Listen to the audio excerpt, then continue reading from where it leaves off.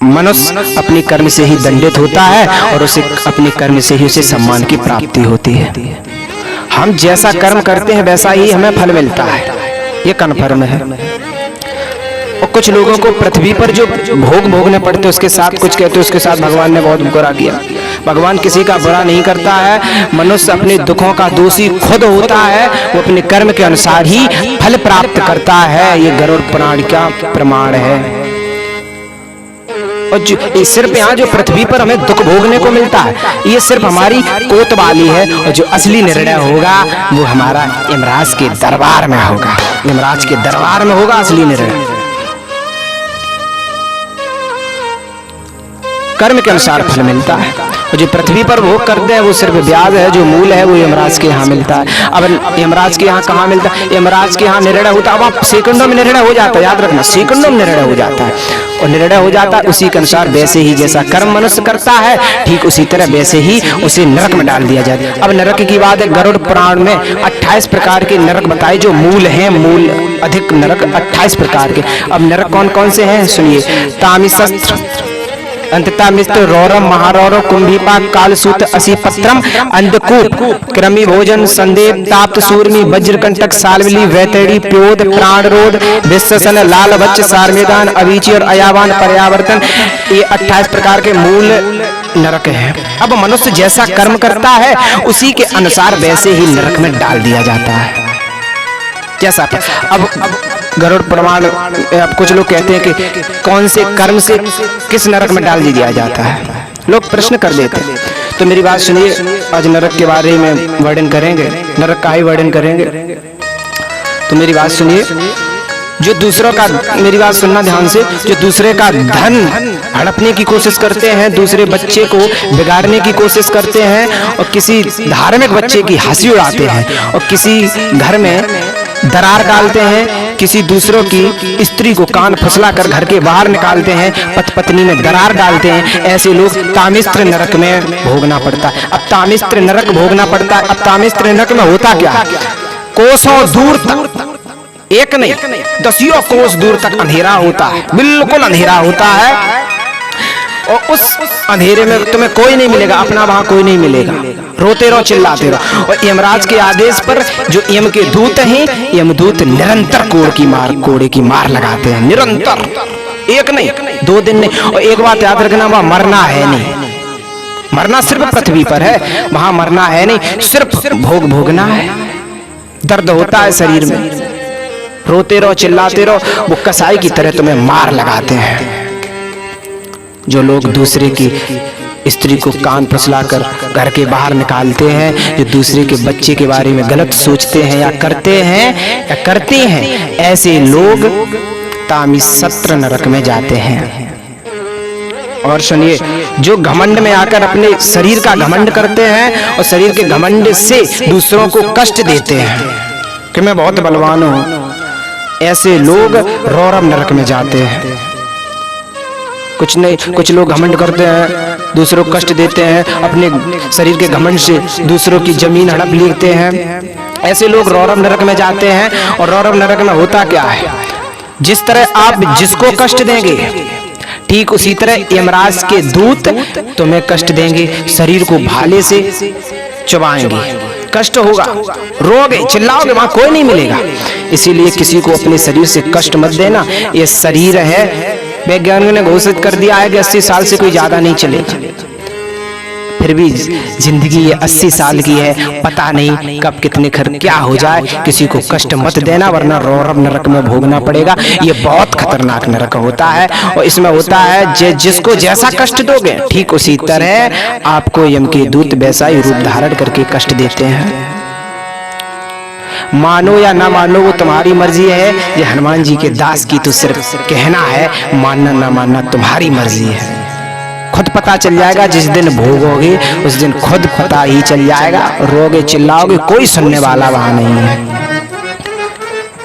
जो लोग मीट मछला खाते हैं, बकरी खाते हैं, मछली खाते हैं, मुर्गा खाते हैं, जो लोग मीट मछला खाते हैं वो ध्यान से सुने, वो कुंभीपाक नरक में जाते हैं। जिस तरह आप बकरे को कढ़ाई में तचाते हो ना, उसे भूंजते हो, मछली को, बकरे को। ठीक इसी तरह यमराज के यहाँ यमदूतों के द्वारा एक कढ़ाई रखी है, उनमें उबला हुआ तेल रखा है। जिस तरह आप मुर्गे को उबालते हो, ठीक इसी तरह कुंभी पाक नरक में आपको कर्मों का दंड मिलता है, और वैसे ही आपको तेल में उबाला जाएगा। ये कन्फर्म है, मानो या ना मानो वो तुम्हारी मर्जी है। इस हनुमान जी दास की सिर्फ कहना है। गरुड़ पुराण में जो प्रमाण मिला, जिस तरह आप बकरे को तेल में उबालते हो, आपने कभी सोचा है कितना दर्द होता होगा? तेल का छींटा किसी मानव तन पर अगर चल जाए ना, फोड़ा निकल आता है, फफोले पड़ जाते हैं, कितना कष्ट होता होगा, अंदाज कीजिए। और ठीक इसी तरह आपको भी कष्ट होगा, रोगे, चिल्लाओगे, वहां कोई सुनने वाला नहीं है। और एक बात याद रखना, मरना है नहीं, सिर्फ दर्द होना है। भयंकर नरक, ऐसे जो बलहीन जानवर को खाते हैं, बलहीन है वो, तो बल उनके पास तो बल नहीं है। आप मानव हैं तो मानव का फायदा उठा रहे हैं, बकरे को खा रहे हैं अपना शरीर बनाने के लिए। दूसरे प्राणी को खाना क्या ये धर्म है?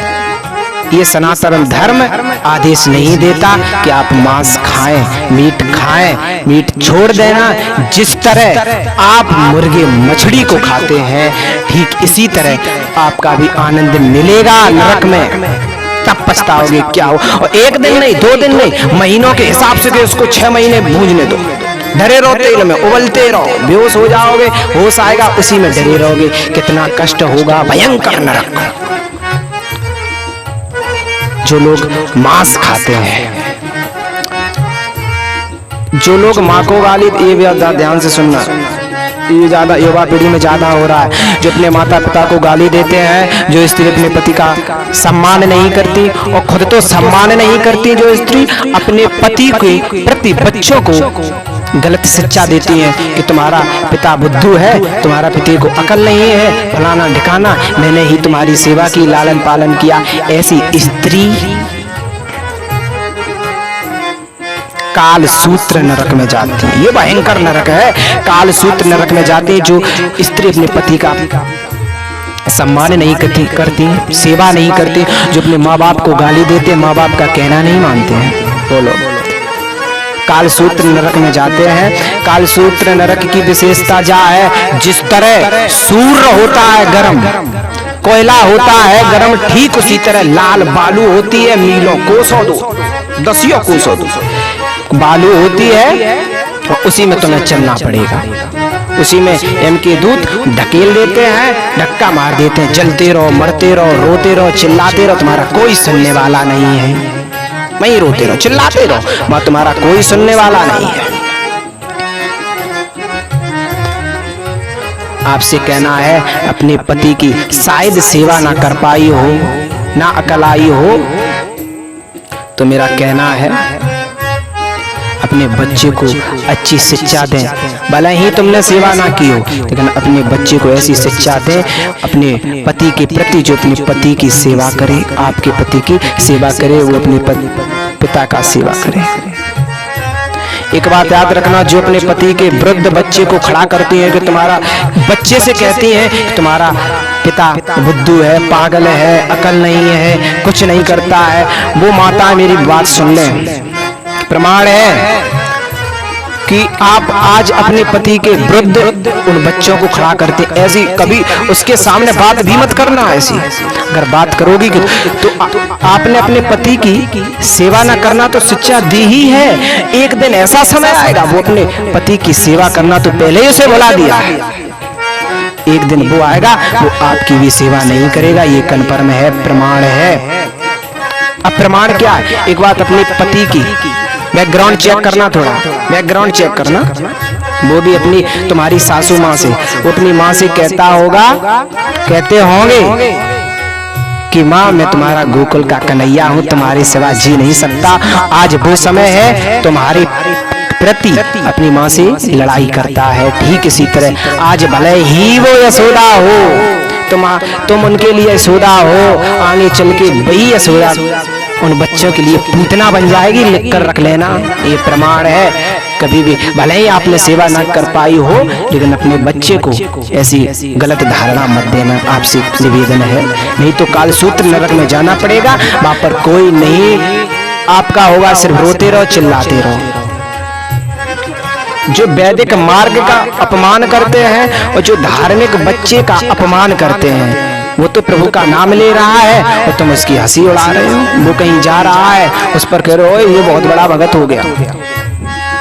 जो शास्त्रों की अवहेलना करता है, भगवत गीता को नहीं मानता और जो भगवत गीता की हंसी उड़ाता है, कोई ज्ञान दे रहा है, कोई अच्छी बात कर रहा है और तुम उसकी हंसी उड़ा रहे हो, ऐसे लोग असीपत्रम नरक में जाते हैं। भयंकर नरक, असीपत्रम नरक बहुत भयंकर नरक होता है। असीपत्रम नरक होता है, एक पेड़ है, उसके जो पत्ता है, मेरी बात ध्यान से सुनना, उसके जो पत्ता है वो भाले की तरह होते हैं, भाले की तरह। उसी में जो यमदूत हैं उसे फेंक देते हैं, फिर नीचे गिरता, फिर फेंक देते, फिर नीचे गिरता, फिर फेंक देते। निरंतर प्रक्रिया यही चलती रहती है, रोते रहो, चिल्लाते रहो।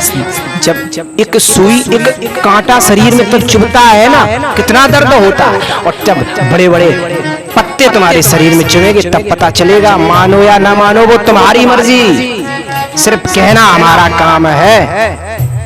ये मैं नहीं बोल रहा, ये मेरे हनुमान जी की कृपा है। जब भी मैं एक शास्त्रों की बात करने बैठता हूँ तो मुझे ऐसा लगता है कि मेरे हनुमान जी का हाथ मेरे सर पर रखा है। इस दास में कोई बुद्धि नहीं है, वो हनुमान जी की ही कृपा है जो मैं आपको उपदेश दे रहा हूँ, प्रसंग नरक का वर्णन सुना रहा हूँ। जब भी मैं बैठता हूँ तो ऐसा लगता है कि मेरे हनुमान जी का सर पर हाथ रखा है। तो मेरे ध्यान से सुनना, ऐसे लोग असीपत्रम नरक में जाते हैं। जो लोग धार्मिक लड़के की हंसी उड़ाते हैं, वो तो कहीं बैठा है, प्रभु का नाम ले रहा है और तुम उसकी हंसी उड़ा रहे हो। कभी भी किसी धार्मिक आदमी की हंसी मत उड़ाना, किसी की ब्राह्मण की हंसी मत उड़ाना, किसी शास्त्र की अवहेलना मत करना। ऐसे लोग कभी सुखी नहीं रहते। और जो पृथ्वी पर है ये तो ब्याज मिलता है, असली मूल यमपुरी मिलेगा। रोते रहो, चिल्लाते रहो, कोई सुनने वाला नहीं है, याद रखना। असीपत्रम नरक, उसको फेंकते हैं, नीचे आता, भाले की तरह पत्ते चुभते हैं, रोते रहो, चिल्लाते रहो, कोई सुनने वाला नहीं है वहां। तुमने एक धार्मिक आदमी की, एक धार्मिक लड़के की, ब्राह्मण की हंसी करना कोई आम बात नहीं है। वो प्रभु का भक्त है, तुम भक्त नहीं बन सकते तो उसकी हंसी भी मत उड़ाना, कृपा है, निवेदन है, नहीं तो असीपत्रम नरक में जाना पड़ेगा। और सुनिए, ये गरुड़ पुराण में नरक का वर्णन किया गया है, याद रखना। जो लोग राजा के घर जन्म लेते हैं, आज के जमाने में प्रधान है, विधायक है, जो जज बनते हैं, जो अच्छे पद पर होते हैं, जो निर्णय देते हैं, ऐसे घर में जो लड़का जन्म लेता है या हमारी बहन भाई जन्म लेते हैं और वो लोग निर्दोष को दोषी ठहराते हैं, किसी के बल के पूर्वक, वो सुन ले, वो कोलू में पेड़े जाते हैं। गरुड़ पुराण में प्रमाण है, प्रमाण मिला, वो कोलू में पेड़े जाते। जिस तरह गन्ना नहीं पिसता है, ठीक इसी तरह वो उसमें पेड़े जाते। मरना है नहीं वहां, सिर्फ दर्द होना, इतना याद रखना, मरना है नहीं वहां, उसमें दर्द होना है, दर्द होना है। होता रहा, रोते रहो, चिल्लाते रहो, कोई सुनने वाला नहीं है वहां। कोलों पेड़े जाओगे, किसी के दोषी है तो उसे दोषी, आपने भगवान ने आपको पद दिया है, निर्णयकारी बनाया है, जज बनाया है, प्रधान के घर जन्म दिया है, अच्छे घराने में जन्म दिया है, फिर भी अगर किसी दोषी को दंड नहीं दिया तो आपका अपराध है, नरक में कोलों में पिड़ना पड़ेगा, कोई नहीं रोक सकता है। ये पृथ्वी लोक है, अपनी मन मर्जी से कर सकते हो, वहां किसी की मर्जी नहीं चलती। और जो लोग यहाँ बल के पूर्वक डर के किसी को दोषी ठहरा देते हैं, वो ध्यान रखें। और सुनो, जो लोग बुरे बोलते हैं घमंड में आकर, जो लोग अपनी जबान से बुरे बोलते हैं घमंड में आकर, और जो नीच जाति होती है, किसी अपने ब्राह्मण युद्धवंशियों में, किसी भी उच्च जाति में, ठाकुर ऐसे किसी भी उच्च जाति में आपने जन्म लिया है और किसी नीच जाति की थोड़े नीच कास्ट की हंसी उड़ाते हैं, उनके साथ खड़े होने में आपको शर्म लगती है, उनकी हंसी उड़ाते हैं। ऐसे लोग जो बुरे बोलते हैं, आप मेरे ध्यान रखना, आप किसी से बुरे मत बोलना। कोई आपको गाली दे, सुन लो, वो कांटे हैं, जमाना कांटा होता है, कांटों से हमें बचना है, ना कि कांटों को हमसे। आप जा रहे हैं और बमूर का कांटा, उसका स्वभाव क्या होता है? ठीक इसी तरह जमाना है, वो कांटे की तरह होता है, उसका तो स्वभाव है कष्ट पहुंचाना। तो ऐसे दुनिया का तो स्वभाव है आप कष्ट पहुंचाना। अब उसी में आप उलझ गए तो समझ लो तुम्हारी जिंदगी बर्बाद है। इसीलिए बुरे मत बोलना। अगर आपको कोई गाली दे, सुन लेना, इसी में भलाई है, क्योंकि मनुष्य सिर्फ कर्म करने की कुंजी हाथ में है। भगवान गीता में श्री कृष्ण ने कहा है, मनुष्य को सिर्फ कर्म करने की कुंजी दी है, फल देने की कुंजी हमने ली है। सिर्फ तुम कर्म कर सकते हो, फल देने का तुम्हें अधिकार नहीं है। वो परम मेरे गोविंद, मेरे हनुमान जी, मेरे गोविंद खुद देगा आपको, फल देने की कुंजी हाथ में नहीं है। सुन लो, उसका परिणाम उसे जरूर मिलेगा। आपने जो सुन लिया तुम्हें भी प्रमाण मिलेगा, क्योंकि दया ही, जहां दया है वहीं तो भगवान का वास होता है, जहां दया नहीं भगवान का वास नहीं होता है, याद रखना। इसलिए बुरे मत बोलना। अगर आपकी सास गाली दे, अगर कोई गाली दे तो सुन लेना, इसी में भलाई है, वरना आपको संतप्त नरक में जाना पड़ेगा। संतप्त नरक में, इस नरक में क्या होता है, जो लोहा होता है, आपके गरम चाय मुंह पर जाती कितना दर्द होगा, वहां लोहा पिघला हुआ, पिसा हुआ जो लोहा होता है वो मुंह में डाला जाता है।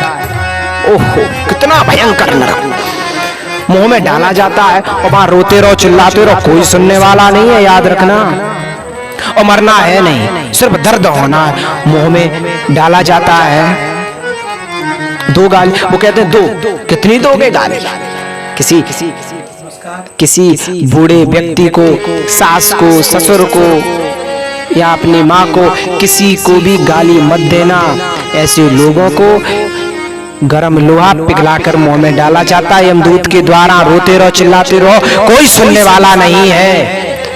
ये पृथ्वी लोक है, इस लोक में जो प्रभु की माया को जान गया वो जान गया, नहीं तो नरक तो भोगना पड़ेगा। वहां याद आएगा, तुम्हारे पुरखा याद आ जाएंगे, याद रखना, मेरी बात मानना या न मानना, वहां भोगना पड़ेगा, तब पता चलेगा। वहां पर तुम्हारे पुरखा याद आ जाएंगे, याद रखना।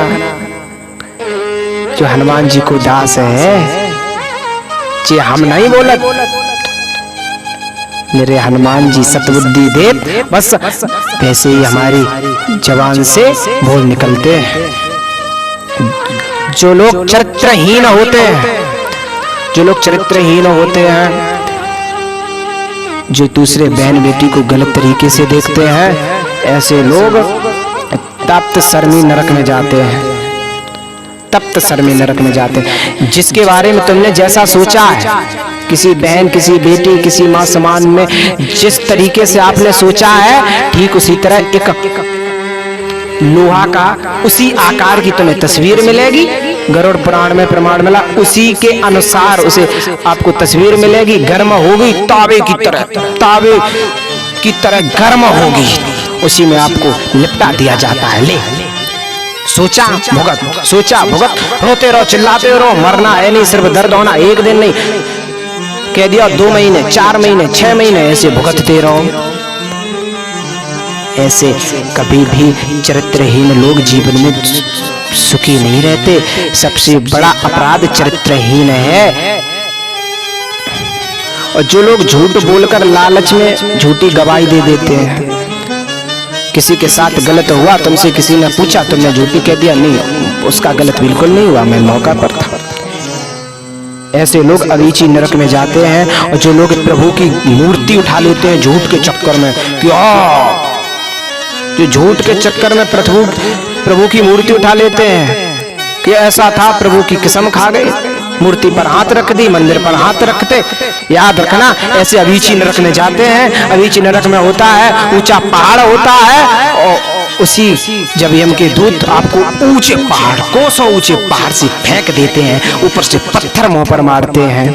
ले प्रभु की कसम खाते रहे, नरक भोगना पड़ेगा, तब पता चलेगा। तुम्हारे पुरखा बब्बा सब याद आ जाएंगे। प्रभु की कसम झूठी मत खाना, गलत मत चलना, नरक भोगना पड़ेगा, याद रखना।